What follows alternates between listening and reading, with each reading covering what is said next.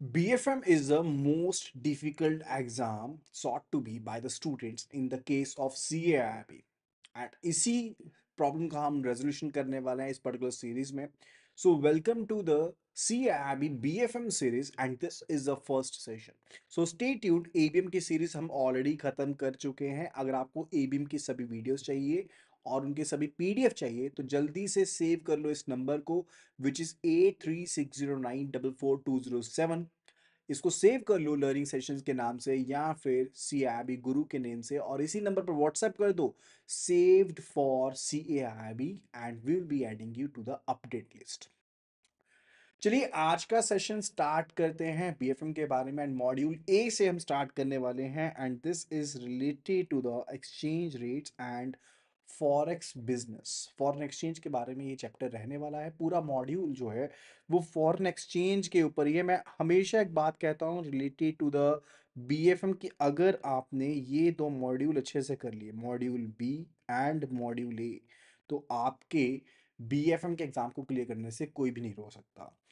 जल्दी से बात करते हैं related to the chapter 1 of module A. My name is Ashish Jain. मैं आपके लिए JIB CIB बैंक प्रमोशंस की वीडियोस लेकर के आता रहता हूं. तो जल्दी से सब्सक्राइब कर लो और वीडियो पसंद आए तो वीडियो को लाइक करना बिल्कुल भी ना भूलना.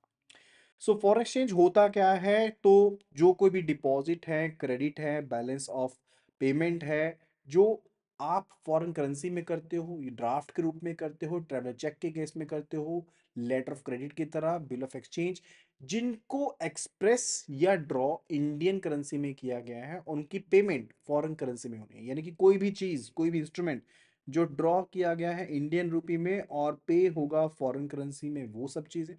और कोई भी इंस्ट्रूमेंट जो कि पेबल है यानी कि बाहर की किसी कंपनी ने ड्रॉ किया है और पेबल है इन इंडियन करेंसी, राइट, तो वो भी फॉरेन करेंसी का पार्ट बनती है, राइट. तो इंपॉर्टेंट पॉइंट्स जो हैं वो सभी टाइप के क्लेम्स जो कि पेबल हैं बाहर यानी कि फॉरेन करेंसी में एंड वो सब चीजें जो कि पेबल है इंडियन करेंसी में वो सब क्या है? Those are foreign exchange. उनको फॉरेन एक्सचेंज की डेफिनेशन में रखा गया है. फॉरेन एक्सचेंज ट्रांजैक्शन क्या होती है? फॉरेन एक्सचेंज ट्रांजैक्शन बेसिकली वो ट्रांजैक्शन है जिसमें एक करेंसी दूसरी करेंसी में एक्सचेंज होती है एट अ अग्रीड रेट. यानी कि अगर मैं कहूं कि 1 USD is equal to 86.95 INR, यानी कि इस रेट में कोई पर्सन खरीदने बेचने के लिए रेडी है. So this is a foreign exchange transaction, right. Exchange rate जो है वो एक प्राइस को या रेशियो को दर्शाता है. अब इस केस में भी पर्टिकुलर अगर हम कहें तो it's kind of ratio that is particularly 1 USD is equal to 86.95 INR या फिर we can say 1 INR is equal to 1 divided by 86.95 USD, right. तो एक तरह से एक रेशियो हमें मिलती है. अब ये मार्केट जो होती है फॉर एक्सचेंज के लेकर ये काफी ज्यादा डायनेमिक होती है. इवन एवरी सेकेंड द जो रेट्स हैं वो चेंज होते रहते हैं क्योंकि काफी ज्यादा डायनेमिक मार्केट है.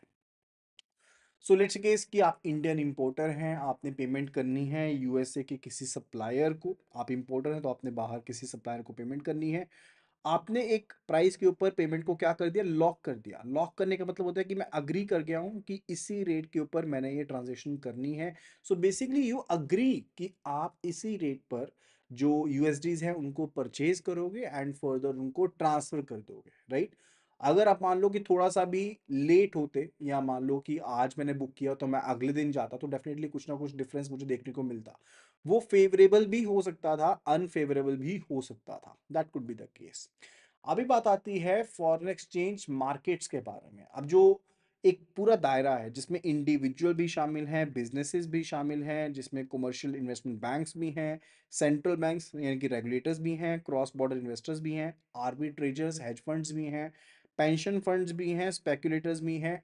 इन सभी को मिलाकर के एक पूरी की पूरी मार्केट बन जाती है. अब एक कंट्री में तो फॉरेन एक्सचेंज नहीं होता ना. अलग अलग कंट्रीज में हर तरह के पर्सन है, हर एक कंट्री का सुपरवाइजर है, हर एक कंट्री में इंडिविजुअल्स हैं. तो सब मिलकर के क्या करते हैं? आपस में ट्रांजैक्शंस करते हैं, लेन देन करते हैं. एक टर्म इसमें हो सकता है कि आपको ना समझ में आई हो, रेफरेंस ना मिला हो, डेट इज आर्बिट्रेजर. अब आर्बिट्रेजर क्या होता है? वो मल्टीपल मार्केट्स में डील करता है. लेट्स से पर्सन ए है हु इज आर्बिट्रेजर. अब ये अलग अलग मार्केट में डील कर, let's say M1 M2 M3, M4, ये 4 मार्केट्स हैं। ये इन सब में डील करा, एक इंस्ट्रूमेंट एक मार्केट से परचेज किया, दूसरी मार्केट से परचेज किया, उसको तीसरी मार्केट से हेज कर लिया, फोर्थ मार्केट में सेल कर दिया प्रॉफिट कमाने के लिए। यानी कि साइमल्टेनियसली पर्सन ए अलग अलग मार्केट्स को अप्रोच कर रहा है so as to exploit the conditions of the markets and वहां से प्रॉफिट कमा रहा है साइमल्टेनियसली सब चीजें करते हुए। एक मार्केट से खरीदा, दूसरी मार्केट में बेच दिया। अब क्योंकि मार्केट्स में रेट कभी सेम नहीं होते, वो थोड़ा बहुत डिफरेंस रहता रहता है, तो उन मार्केट कंडीशंस का बेनिफिट उठाते हुए ये पर्सन प्रॉफिट अर्न करता है। That is why the person A क्या है, पर्सन ने आर्बिट्रेजर है। आर्बिट्रेजर दो पर्पस के लिए काम करता है, या तो हेजिंग के लिए काम करता है या फिर मुनाफा कमाने के लिए काम करता है। नो, ये सभी एंटिटीज जो मैंने बताया, चाहे वो स्पेक्यूलेटर्स हैं, चाहे वो इंडिविजुअल्स हैं, बिजनेसेस हैं, वो सभी करेंसीज को परचेज करते हैं, सेल करते हैं अपनी कमर्शियल नीड्स के हिसाब से, हेजिंग स्ट्रेटजीज के हिसाब से। हेजिंग का मतलब होता है सेफ गार्ड करना। जैसे सेफगार्ड किस चीज से कर सकते हो, अब जैसे मैंने बताया आपको कि प्राइजेस मूव कर रहे हैं, ठीक है, प्राइजेस तो डायनेमिक हैं, अब उनसे कैसे बचा जाए। तो एक कंसेप्ट होता है, कंसेप्ट क्या है, फॉरवर्ड रेट का कंसेप्ट है। लेट्स सपोज पर्सन ए ने यूएसडीज परचेज करने हैं, कितने यूएसडीज परचेज करने हैं, 20,000 यूएसडी परचेज करने हैं। लेकिन 20,000 यूएसडी परचेज करने हैं after a period of 2 months, 2 महीने के बाद परचेज करने हैं। तो अब 2 महीने की वेट कर रहा है, आज की डेट में मान लीजिए प्राइस जो है वो 86 रुपीज़ है, हो सकता है कि तब प्राइस जो है 90 रुपीज़ हो जाए। तो इस पर्सन के माइंड में एक डर है कि कहीं प्राइजेस बढ़ ना जाए। अब इसने परचेज करने, अगर ज़्यादा प्राइस हो गया तो इसको नुकसान हो जाएगा। तो ये एक कॉन्ट्रैक्ट में आता है विद द बैंक XYZ, जो कि एक ऑथराइज डीलर है, उसके साथ एक कॉन्ट्रैक्ट में आ गया। एंड उस कॉन्ट्रैक्ट को हम क्या कहते हैं, we say it to be the forward contract. ये एक तरह का डेरिवेटिव होता है जो स्पोर्ट रेट के ऊपर बेस्ड होता है, क्योंकि डेरिवेटिव की अपनी वैल्यू नहीं होती ना, वो किसी अंडरलाइंग एसेट की वैल्यू पर बेस्ड होता है, राइट। तो फॉरवर्ड कॉन्ट्रैक्ट में आ गया, जिस कॉन्ट्रैक्ट में पर्सन ए ने बैंक XYZ से डील कर लिया कि मैं 2 महीने के बाद आज के इस प्राइस के बेस पर 20,000 यूएसडी परचेज करूंगा। तो बैंक इसको 86 रुपीज का प्राइस नहीं देगा, बैंक इसको फॉरवर्ड रेट कैलकुलेट करके देगा। फॉरवर्ड रेट यानी कि आगे जाकर के जो रेट बन सकता है, और ये रेट कुछ एक फैक्टर्स के ऊपर डिपेंड करता है। ये नहीं है कि 2 महीने बाद वही एग्जैक्ट रेट होगा, लेकिन बैंक अपने रिस्क को कवर करने के लिए कुछ एक चीजों को ध्यान रखता है। अब इसमें क्या क्या चीजों पर फॉरवर्ड रेट होता है, एक तो होता है स्पोर्ट रेट, जो स्पोर्ट रेट होगा आज की डेट में, प्लस जो इंटरेस्ट डिफरेंशियल है, प्लस जो फॉरवर्ड पीरियड है, कितने टाइम के बाद आगे जा करके उसने ये पैसे लेने हैं, यूएसडीज लेने हैं। इन सभी चीज़ों को मिला करके एक रेट निकलेगा जिसको फॉरवर्ड रेट कहा जाता है। बाकी हम वीडियो में आगे पढ़ेंगे तो आपको सब चीज़ें पता लगेंगी, स्पोर्ट रेट क्या होता है, फॉरवर्ड रेट की कैलकुलेशंस क्या होती है। Do not worry about it, अभी जस्ट एक एग्जांपल को समझने की कोशिश करो कि पर्सन ए ने यूएसडीज परचेज करने थे, तो इसने फॉरवर्ड रेट के ऊपर बुक कर लिया इस कॉन्ट्रैक्ट को। लेट्स केस कि प्राइस जो बुक हुआ वो हुआ 86.70। अब 2 महीने के बाद पर्सन ए मार्केट में चाहे कितना भी रेट हो, उसे 86.70 के ऊपर 20,000 यूएसडीज परचेज करने पड़ेंगे। अब अगर तो मार्केट में रेट 90 रुपीज हो गया, या 90 प्लस हो गया, या 86.70 प्लस हो गया, तो डेफिनेटली पर्सन ए को बेनिफिट है। लेकिन अगर कम हो गया तो डेफिनेटली उसको नुकसान भी हो सकता है, राइट। लेकिन पर्सन ए ने अपने आप को सेफ गार्ड कर लिया कि किसी भी दिशा में जो प्राइस है उसको 86.70 से ज्यादा नहीं पड़ेगा। That's why he basically hedged himself, उसने अपने आप को सेफ गार्ड कर लिया। इसी को हम सेफ गार्डिंग कहते हैं, राइट। तो अलग अलग तरीके होते हैं, अलग अलग टेक्निक्स होते हैं अपने आप को सेफ गार्ड करने के लिए। उसमें से एक चीज को हमने अभी समझा है एग्जाम्पल के थ्रू। फर्दर आगे बढ़ते हैं, मार्केट जो होती है वो कम्युनिकेशन सिस्टम के थ्रू डील करती हैं, कोई फिक्स्ड इसकी रेंज नहीं है, 24/7 ये मार्केट चलती है। और ये अलग अलग टाइम जोन्स में मार्केट मूव करती है। There is a time zone gap, जैसे इंडिया में वर्किंग आवर्स अलग हैं, किसी और कंट्री में उस टाइम पर वर्किंग नहीं होगी, राइट। एंड इंडिया में जिस टाइम पर वर्किंग नहीं है, हो सकता है किसी और कंट्री में वर्किंग हो, किसी और टाइम जोन में वर्किंग हो। Not stated 24 hour operation is there, market जो है टाइम जोन्स के अलॉन्ग 24 आवर्स काम करते हैं, कंटिन्यूस ट्रेडिंग होती है, कोई भी ज्योग्राफिकल बाउंड्री नहीं है, कोई भी प्राइमरी कम्युनिकेशन सिस्टम बेस्ड या फिर कोई टाइड फिजिकल वॉल्स नहीं है इस मार्केट के लिए। ये मार्केट बहुत ज़्यादा लिक्विड है एंड बहुत कम स्प्रेड यहाँ पर होता है। जैसे कई मार्केट्स में स्प्रेड यानी कि प्रॉफिटेबिलिटी काफ़ी ज़्यादा होती है, इस मार्केट में प्रॉफिटेबिलिटी काफ़ी कम होती है। एंड डेफिनेटली लेवरेज काफ़ी ज़्यादा हो सकता है इसमें, potential for losses and profit काफ़ी ज़्यादा होता है, right. That is the scenario. तो कहने का मतलब है कि जब लंदन या यूरोपियन मार्केट जो अपना दिन स्टार्ट करती हैं तो नियरली लंच टाइप होता है इंडिया में, राइट। और इंडिया जब अपनी मार्केट को बंद कर देता है तो न्यूयॉर्क की मार्केट जस्ट स्टार्ट होती है, राइट। मीनवाइल न्यूयॉर्क की मार्केट जब रन करती है तो जो ईस्टर्न हब्स हैं टोक्यो, हांगकांग के, सिंगापुर के, वो ओपन होने स्टार्ट हो जाते हैं, राइट। तो इस तरह से अलग अलग मार्केट अलग अलग टाइम पे ऑपरेट करती हैं, राइट। मेन पार्टिसिपेंट्स कौन कौन से हैं मैंने आपको ऑलरेडी बताया ऊपर भी, just have a look at the gist of the same.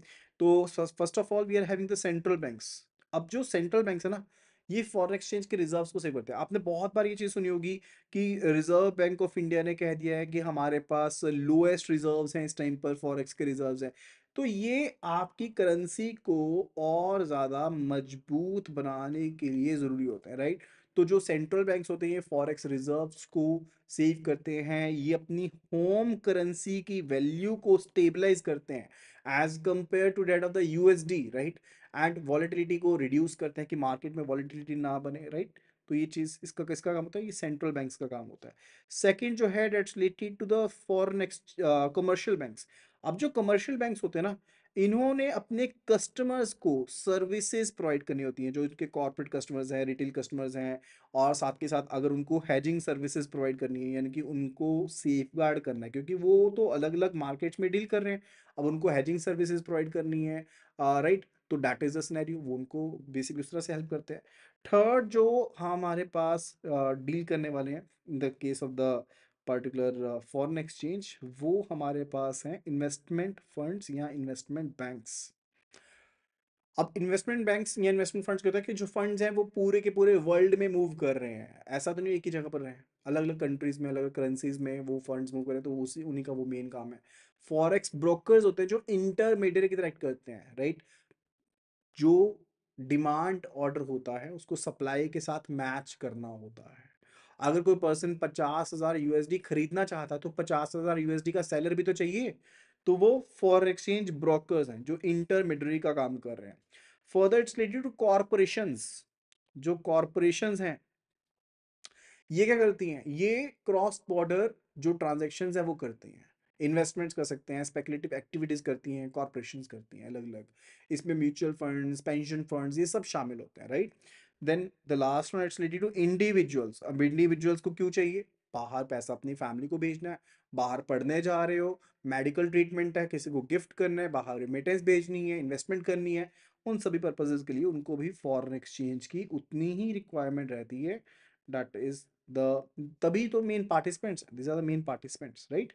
तो ये पार्टिसिपेंट्स जो हैं वो काफी ज्यादा हमंगस अमाउंट ऑफ ट्रांजेक्शन्स को क्रिएट करते हैं, राइट। एंड इनकी रिक्वायरमेंट्स होती हैं वो कंप्लीट कौन करता है, वो ये सभी स्ट्रक्चर, ये जो मैंने आपको बताया, corporations, forex brokers, investment banks, commercial banks, central banks, ये सभी मिलकर के जो पर्टिकुलर रिक्वायरमेंट्स हैं उनको फुलफिल करते हैं, राइट। अब उसके बाद it's related to dynamism of the forex market. तो मैंने आपको ऑलरेडी बताया कि जो मार्केट है ना ये काफी ज्यादा डायनेमिक है, हर एक 3 से 4 सेकंड में ये मार्केट फ्लक्चुएट करती है, यानी कि 21,600 टाइम्स लगभग जो मार्केट है वो फ्लक्चुएट करती है, राइट। मार्केट के टाइमिंग की बात करें तो generally Monday to Friday world wide basis में मार्केट जो है वो ऑपरेट करती है। मिडिल ईस्टर्न मार्केट जो है वो पर्टिकुलरली पहले क्या होता था, सैटरडे संडे को भी ओपन रहती थी, फ्राइडे को क्लोज होती थी, सैटरडे संडे को रिस्ट्रिक्शन के साथ ओपन रहती थी, ठीक है। लेकिन अब वहां पर भी मंडे टू फ्राइडे ही ऑपरेशन चलते हैं। एंड जब सारे ट्रेड होते हैं वो ओटीसी बेसिस पर ट्रेड होते हैं। ओटीसी दो तरह के ट्रेड होते हैं, एक होता है ओटीसी, दूसरा होता है एक्सचेंज ट्रेडेड। ओटीसी में होता है जैसे पर्सन ए पर्सन बी के साथ कोई चीज को खरीद बेच रहा है, राइट। तो ये ओटीसी बेस्ड ट्रेड हो गया, क्योंकि ये दोनों ने आपस में खरीद बेच की है। और एक्सचेंज ट्रेडेड हो गया जहां पर कोई एक्सचेंज बीच में शामिल है एंड उनके थ्रू डील की जा रही है। अब इन केस ऑफ ओटीसी जो ट्रांजेक्शन्स होती हैं वहां पर टेलर्ड ट्रांजेक्शन्स होती हैं, बिकॉज ये दोनों की नीड्स के हिसाब से चेंज हो सकती हैं, राइट। लेकिन जो एक्सचेंज ट्रेडेड है वहां पर स्टैंडर्डाइज्ड ट्रांजेक्शन्स होती है, जैसे फ्यूचर्स के केस में या फिर ऑप्शंस के केस में देखने को मिलता है। वो बेसिकली आपके पास क्या होती हैं, those are standardised deals, right. तो दो तरह की डील्स होती हैं। तो एज ए टोल्ड यू, ये मार्केट्स मंडे टू फ्राइडे काम करती हैं और मोस्टली जो ट्रेड होते हैं वो ओवर द काउंटर ट्रेड्स आपको देखने को मिलेंगे। एंड इनको कंक्लूड कैसे करते हैं, आप आजकल तो स्क्रीन बेस्ड कंक्लूजन हो गया, डीलिंग सिस्टम्स हैं, right, that is a scenario. अब अगर हम बात करें लार्ज ग्लोबल बैंक्स के बारे में या फिर टाइम जोन्स के बारे में, तो जो बैंक्स हैं लंदन में may deal with the counter parts in Paris, Frankfurt में, मुंबई में, न्यूयॉर्क में डील कर सकते हैं, जो डिफरेंट टाइम जोन में वहां पर भी डील कर सकते हैं। बिल्कुल अलग अलग टाइम जोन में काम कर सकते हो ना आप, क्योंकि ये ग्लोबल मार्केट है। लेट्स सपोज यहाँ पर एक बैंक जो है वो है इंडिया में और उसने डील करनी अपने काउंटर पार्ट के साथ यूएसए में, तो definitely they can be dealing with the same, इनके साथ डील कर सकते हैं, राइट।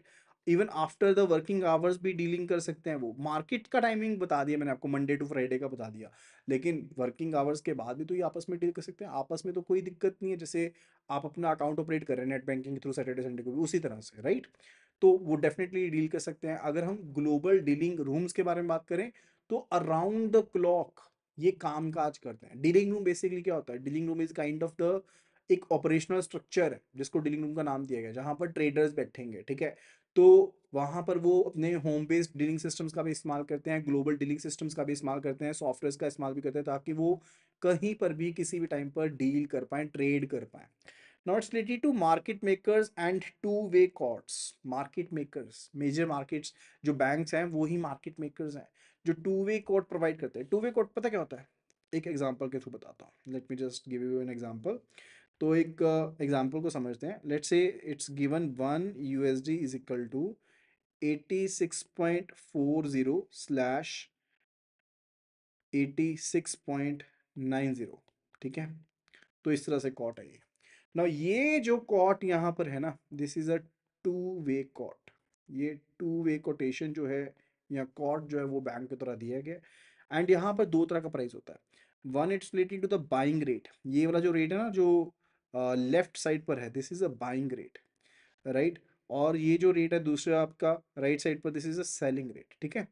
यानी कि ये बैंक जो है as per the inter bank rate वो 86.40 के ऊपर खरीदने को तैयार है और 86.90 के ऊपर सेल करने को रेडी है, राइट। एंड इनके बीच में डेफिनेटली कुछ ना कुछ गैप तो रहेगा ना, वही क्या इनका स्प्रेड, वही बैंक का क्या है, एक स्प्रेड रहेगा, राइट। कि बैंक 86.40 पर खरीदने को रेडी है और 86.90 पर सेल करने को रेडी है। अब एक ही कॉर्ड के अंदर बाइंग कॉर्ड भी है और सेलिंग कॉर्ड भी है।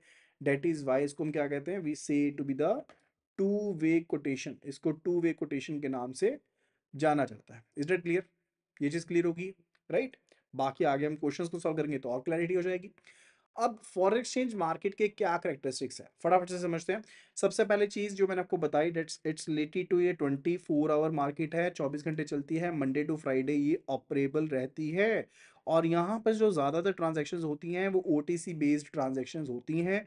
ग्लोबल मार्केट है और ये काफी ज्यादा सपोर्ट करती है लार्ज कैपिटल को, काफी ज्यादा वॉल्यूमिनस ट्रांजैक्शंस यहाँ पर होती हैं, काफ़ी ज़्यादा हाई लिक्विड मार्केट है क्योंकि ट्रांजैक्शंस काफ़ी वॉल्यूमिनस हैं और हर 3 से 4 सेकंड में यहाँ पर जो प्राइजेस हैं वो चेंज होते हैं।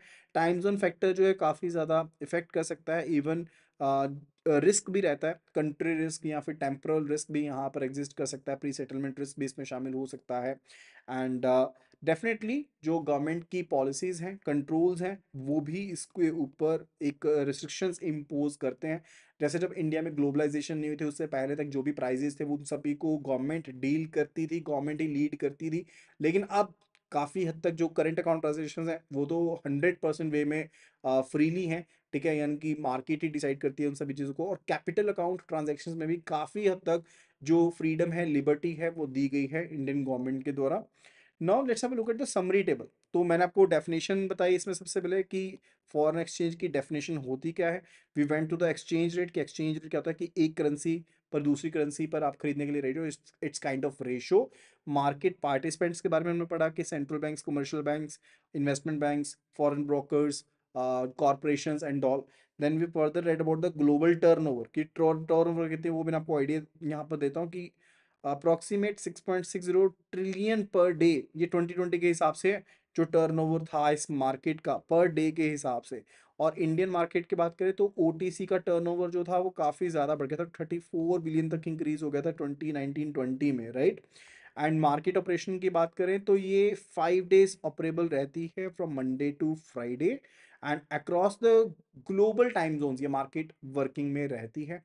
अगर करेक्टरिस्टिक्स की बात करें तो 24 आवर का नेचर है, काफ़ी लिक्विड है, फ्रीक्वेंट रेट चेंजेस इसमें देखने को मिलते हैं।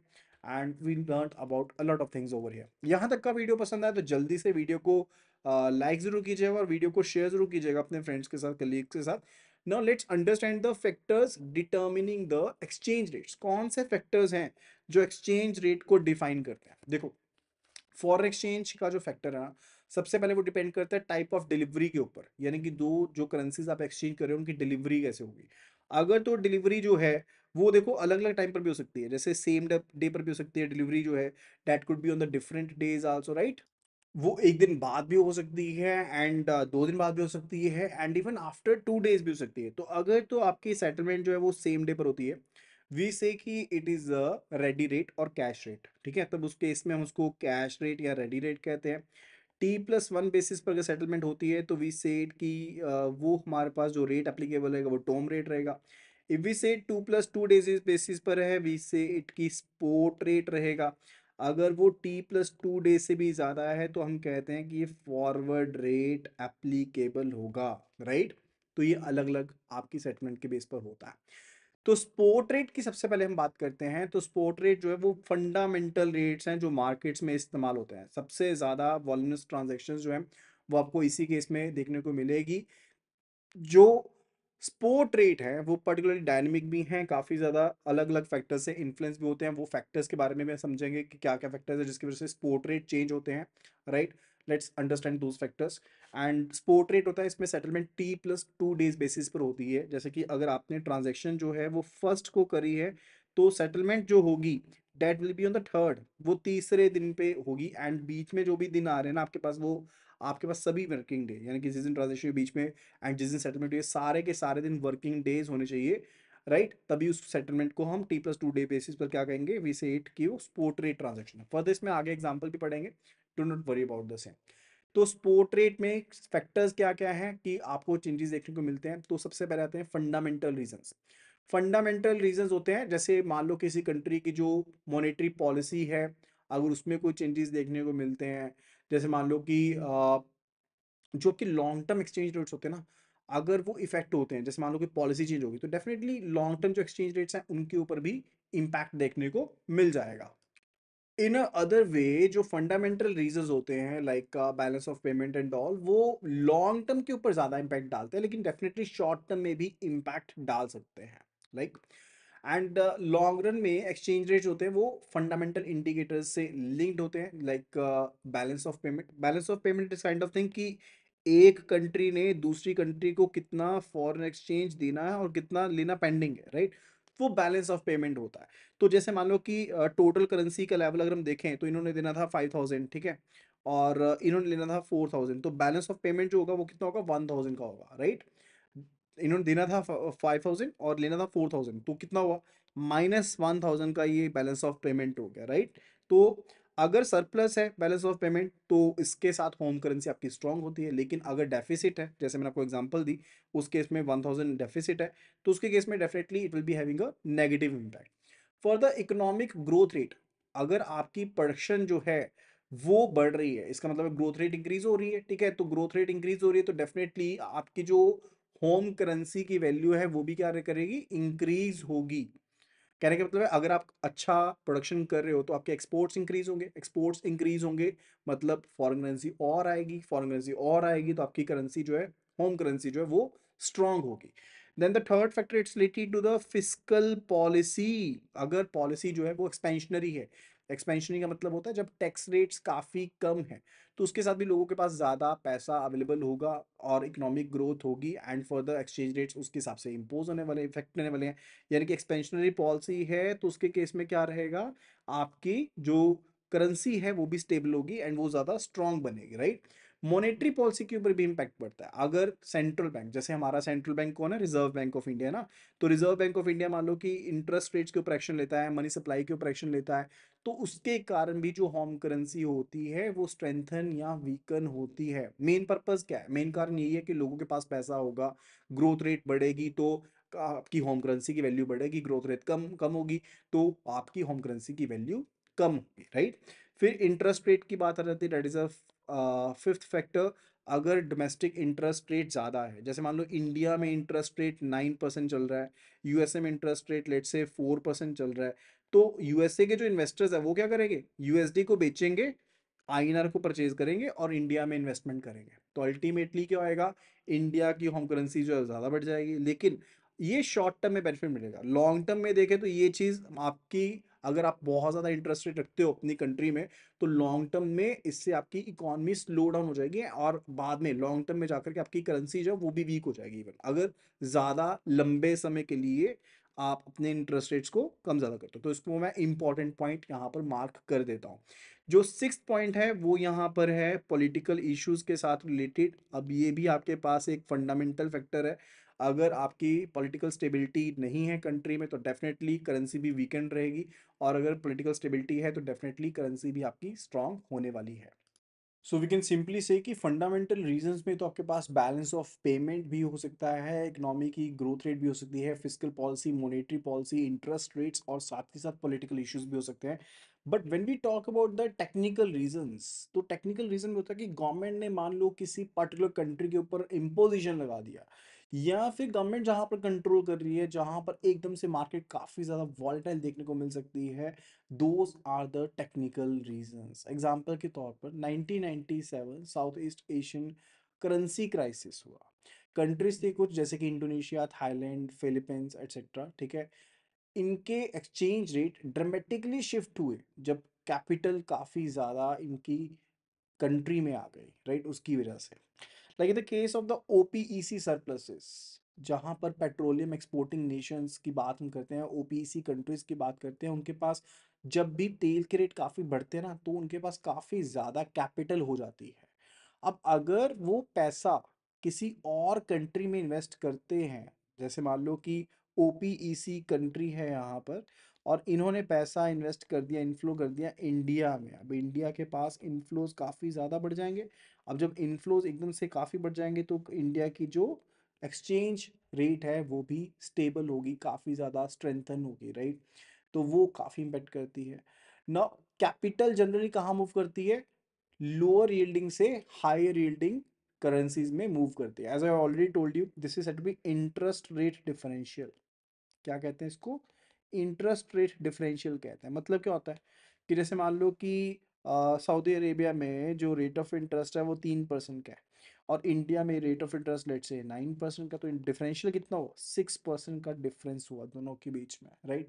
तो जहाँ पर लो यील्ड थी वहाँ से पैसा जाएगा हाई यील्ड की तरफ, ये सिनेरियो रहता है, राइट। अब इसमें बाहर के पर्सन कैसे बेनिफिट लेते हैं, वो क्या करेंगे, यूएसडी के बदले में पहले सऊदी अरेबिया की करेंसी ले लेंगे, फिर इंडियन करेंसी में इन्वेस्ट कर देंगे। तो इस तरह से जो इनफ्लो होता है करेंसीज का वो डिसाइड होता है, एंड जहां पर इंटरेस्ट रेट ज़्यादा है वहां पर इनफ्लो बढ़ जाएगा। But as I told you, अगर बहुत लॉन्ग टर्म के लिए इनफ्लोज बढ़ते हैं तो उसका नुकसान भी होता है, वहां पर इकोनॉमी की ग्रोथ जिस कंट्री की है वो स्लो डाउन हो जाएगी। थर्ड जो सिनेरियो है वो है स्पेकुलेशन से रिलेटेड। स्पेकुलेशन का मतलब होता है जस्ट फॉर द सेक कि मुझे लगे कि यूएसडी का प्राइस 90 रुपीज़ हो जाएगा, इन्वेस्टमेंट होनी शुरू हो जाए, अब बायर्स ने यूएसडी परचेज करना स्टार्ट कर तो एक आर्टिफिशियल ग्रोथ देखने को मिल जाती है। स्पेकुलेटिव फोर्सेस होती है वो भी काफ़ी इम्पैक्ट करते हैं किसको, एक्सचेंज रेट को। अगर स्पेकुलेटर को एक्सपेक्ट हुआ कि होम करेंसी डेप्रिशिएट करेगी, लेट से यूएसडी का प्राइस बढ़ेगा, तो वो यूएसडी को परचेज करना स्टार्ट कर देंगे, जिसके कारण क्या होएगा कि अल्टीमेटली रुपए की वैल्यू क्या हो जाएगी, वीकन अप हो जाएगी। बिकॉज पोटेंशियल कहाँ दिख रहा है, यूएसडी में दिख रहा है। तो वहां पर वो इंडियन रुपी को सेल कर रहे हैं, यूएसडी को बाय कर रहे हैं, right. That is a scenario. Okay, फिर बात आती है related to exchange rate mechanism. क्या क्या डिफरेंट टाइप ऑफ रेट्स हैं उनके बारे में बात करने वाले हैं। अब फॉरेक्स का स्पैन अलग अलग टाइम जोन में होता है। ज़्यादा जो आपके पास डील्स होती हैं वो स्पॉट बेसिस पर होती है। कैश रेट में, रेडी रेट पे क्यों नहीं होती हैं? कैश रेट मैंने आपको बताया ना, जहाँ पर टी प्लस जीरो बेसिस पर, इसको हम कैश रेट भी कहते हैं या फिर इसको हम रेडी रेट भी कहते हैं। यहाँ पर सेटलमेंट होती है टी प्लस 0 डेज बेसिस के ऊपर। जबकि वहीं पर हम स्पॉट रेट की बात करें तो यहाँ सेटलमेंट होती है T+2 डेज बेसिस के ऊपर, राइट। अब क्योंकि टाइम जोन डिफरेंट डिफरेंट है तो ज्यादातर जो ट्रांजैक्शंस आपको देखने को मिलती है वो स्पोर्ट में देखने को मिलती है। स्पोर्ट वैल्यू डे ट्रांजैक्शन होती है, second working day after the transaction settlement वहां पर होती है। एंड जो रेट यूज होता है उसको स्पोर्ट रेट कहते हैं, राइट। तो ये चीज मन में ऑलरेडी पड़ी। रेडी रेट को समझते हैं सबसे पहले। सबसे पहला सिनेरियो रेडी रेट का है जिसको हम कैश रेट भी कहते हैं। सेटलमेंट जो होती है सेम डे पर होती है, जिस दिन डील हो उस दिन ही सेटलमेंट हो जाएगी। लेट्स से डील जो थी 1 नवंबर 2021 को हुई। बैंक ए ने 10 लाख यूएसडी परचेज किए बैंक बी से। सेटलमेंट 1 नवंबर को ही हो जाएगी। फर्स्ट को ही आपने परचेज किया, फर्स्ट को ही सेटलमेंट हो गई। कौन सा रेट है? This is a cash rate और रेडी रेट, राइट। दूसरा टॉम रेट। टॉम रेट यानी कि टुमारो। टुमारो यानी कि अगले वर्किंग डे पर। नेक्स्ट वर्किंग डे, वर्ड्स की तरफ ध्यान देना, नेक्स्ट डे नहीं है, नेक्स्ट वर्किंग डे है, राइट। यानी कि 1 नवंबर को डील करी और सेटलमेंट किस दिन हुई है? 2 नवंबर को हुई है। दोनों दिन, 1 नवंबर एंड 2 नवंबर, दोनों कंट्रीज में जो ट्रांजेक्शन में शामिल है वहां पर वर्किंग होने चाहिए। अगर सेकंड मान लो वर्किंग नहीं था किसी भी एक सेंटर में, तो उसके केस में लेट्स से फर्स्ट को ट्रांजैक्शन, सेकंड को हॉलीडे था किसी भी एक सेंटर में, और कंक्लूड जो हुई है ट्रांजैक्शन वो 3 नवंबर को हुई है, तब भी ये कौन सा माना जाएगा? This will be said to be the term rate only, because settlement T+1 basis पर हुई है, हॉलीडे डे को काउंट ही नहीं किया जाता, right. That is a scenario, kindly please take a note of it. फिर बात आती है स्पोर्ट रेट के बारे में, जहां पर T+2 डेज बेसिस के ऊपर सेटलमेंट होती है, second working day. Transaction date है 1 नवंबर 2021 की। बैंक एक है मुंबई के, उन्होंने 11,55,000 यूएसडीज परचेज किए हैं। बैंक बी से यूरोस परचेज किए हैं। और सेटलमेंट जो है वो 3 नवंबर को होगी। यानी कि ट्रांजैक्शन हुई फर्स्ट को, सेकंड को सेटलमेंट नहीं हुई। अब सेटलमेंट जो है वो होनी है थर्ड को, यानी कि सेकंड वर्किंग डे। तो यहाँ पर दो है, ये फर्स्ट वर्किंग डे है और ये सेकंड वर्किंग डे है। अगर तो फर्स्ट वर्किंग डे को होता तो वो टॉम रेट कहलाता, जिसको हम TOM से डेजिग्नेट करते हैं। अगर वो सेम डे पर होता यानी कि फर्स्ट को होता तो उसे हम रेडी रेट कहते या फिर कैश रेट कहते। अब क्योंकि वो सेकेंड वर्किंग डे पर है तो उसे हम क्या कहेंगे? We say it to be the spot rate. इसको हम स्पोर्ट रेट के नाम से जानते हैं, राइट। ये सिनेरियो होता है। और अगर सेटलमेंट सेकेंड वर्किंग डे के बाद होती है तो उसको हम कौन सा रेट कहते हैं? We say to B forward rate. जैसे ट्रांजैक्शन हुई है 1 नवंबर को, लेकिन सेटलमेंट जो होनी है लेट्स से हम कहें कि वो 15 नवंबर को होनी है, तो बीच में ये तो T+2 डे से ज़्यादा हो गया ना, तो डेट विल, बट वहाँ पर कौन सा रेट एप्लीकेबल रहेगा? फॉरवर्ड रेट एप्लीकेबल रहेगा।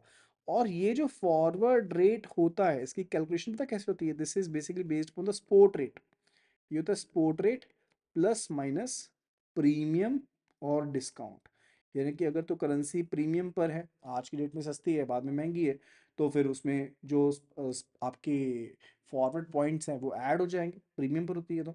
और अगर वहीं पर करेंसी जो है वो डिस्काउंट पर है तो फॉरवर्ड पॉइंट होते हैं वो सब्ट्रैक्ट हो जाएंगे। इसके बारे में एक एग्जांपल मैं आपको फटाफट से करवा देता हूँ।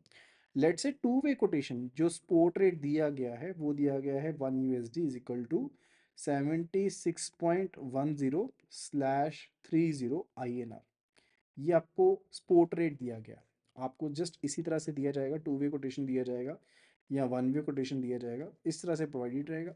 एज ए टोल्ड यू, जो लेफ्ट साइड पर है वो होता है आपका बाय रेट, और जो राइट साइड पर होता है वो आपका होता है सेलिंग रेट, राइट। अभी मैं ज़्यादा डिटेल्स में नहीं जा रहा इंटरबैंक मार्केट रेट के लिए, मर्चेंट रेट के लिए, जस्ट टेलिंग यू कि एक बाइंग रेट है और एक आपके पास सेलिंग रेट है, राइट। अब यहाँ पर मान लो कि आपको 1 मंथ के फॉरवर्ड पॉइंट्स दिए गए हैं। ये जो फॉरवर्ड पॉइंट्स होते हैं ना, ये बेसिकली बेस्ड होते हैं फॉरवर्ड पीरियड के ऊपर, इंटरेस्ट रेट डिफरेंशियल के ऊपर और स्पोर्ट रेट के बेस पर। लेट्स से ये दिए गए हैं आपको 30/40, ये बाइंग फॉरवर्ड पॉइंट्स हैं, ये सेलिंग फॉरवर्ड पॉइंट्स है। जैसे हमने बाइंग रेट सेलिंग रेट लिखा था, वैसे ये बाइंग फॉरवर्ड पॉइंट है और सेलिंग फॉरवर्ड पॉइंट है, राइट। अब इस सिंपल सिनेरियो में क्या है, अगर आपको कहा गया है just calculate 1 month selling rate, 1 month का जो सेलिंग प्राइस है वो आपने कैलकुलेट करना है 1 मंथ का, तो वो कैसे कैलकुलेट करेंगे? 1 मंथ का जो सेलिंग प्राइस है वो आप किस तरह से कैलकुलेट करेंगे उसके बारे में आपको बताना है। तो सिंपल सा सिनेरियो समझिएगा, सिंपल सा सिनेरियो यहाँ पर जो समझने वाली बात है वो ये रहती है कि आपके पास जो सेलिंग रेट है, इन इस केस में कौन सा सेलिंग रेट है, आपका सेलिंग रेट ये 30 वाला है, ठीक है, तो इसको लिख लेते हैं। तो ये आपके पास जो रेट है इट इज 76.30, राइट। और यहाँ पर देखिएगा जो फॉरवर्ड पॉइंट्स हैं बाइंग सेलिंग वाले फॉरवर्ड पॉइंट्स कौन से हैं, 40 हैं। अब इस सिनेरियो में आपने देखना होता है, अगर तो आपके सेलिंग फॉरवर्ड पॉइंट्स ज़्यादा हैं बाइंग फॉरवर्ड पॉइंट से, तो हम कहते हैं कि करेंसी जो है वो आपकी प्रीमियम पर अवेलेबल है, the currency is available at premium. वहीं पर अगर सेलिंग फॉरवर्ड पॉइंट्स कम हो बाइंग फॉरवर्ड पॉइंट से, तो हम कहते हैं कि करेंसी जो है डिस्काउंट पर अवेलेबल है। अब इस सिनेरियो में क्या रहेगा, the currency is available on premium, क्योंकि आपके फॉरवर्ड जो पॉइंट है सेलिंग वाले वो 40 हैं और जो बाइंग वाले वो 30 हैं। So selling forward points are greater than the buying forward points, तो करेंसी जो है वो प्रीमियम पर है। तो ये फॉरवर्ड वाले जो बाइंग सेलिंग पॉइंट्स हैं 0.40, वो क्या हो जाएंगे, ऐड हो जाएंगे, क्योंकि मैंने आपको बताया अगर करेंसी प्रीमियम पर है तो ऐड होते हैं फॉरवर्ड पॉइंट्स, करेंसी डिस्काउंट पर है तो माइनस होते हैं फॉरवर्ड पॉइंट्स। तो यहाँ पर आपका 1 मंथ फॉरवर्ड जो सेलिंग रेट है वो बन जाएगा 76.70, राइट। तो इस पर्टिकुलर एग्जाम्पल में और इस पर्टिकुलर वीडियो में सिर्फ इतना ही, बट इसके साथ रिलेटेड बहुत ही इंपॉर्टेंट क्वेश्चन मैं आपको बताऊंगा और हम कवर करेंगे अगले सेकंड पार्ट में। तो सेकंड वीडियो के लिए जल्दी से चैनल को सब्सक्राइब कर लो, एंड इफ़ यू वांट कि आपको सभी पीडीएफ्स एंड वीडियोस चाहिए, तो आपको इस नंबर को सेव कर लेना है, विच इज़ 8369444207। इस नंबर को सेव कर लो अपने पास लर्निंग सेशंस के नाम से या फिर सीआईबी गुरु के नाम से, और आपको मिलते हैं अगली वीडियो में। आपको हम अपनी अपडेट लिस्ट में शामिल कर लेंगे जहां पर आपको सब अपडेट्स मिलने स्टार्ट हो जाएंगे। So this will be all related to this video. Thank you so much and happy learning.